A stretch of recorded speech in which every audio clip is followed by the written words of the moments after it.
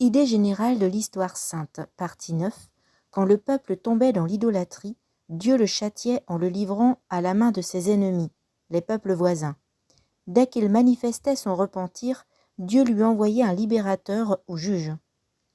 La période des juges dura de 3 à 4 siècles. Les Hébreux se lassèrent des juges et demandèrent des rois.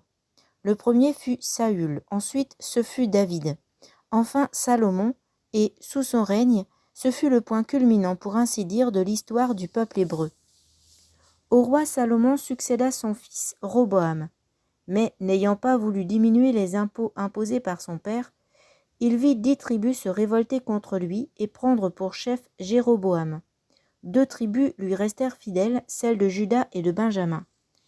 Le peuple hébreu se trouva ainsi divisé en 2 royaumes, le royaume d'Israël et le royaume de Juda.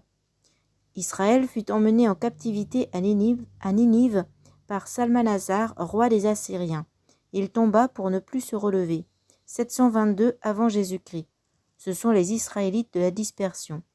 Les Assyriens furent envoyés pour repeupler le pays des Israélites et, s'unissant aux mauvais Israélites qui étaient restés, ils formèrent le peuple samaritain.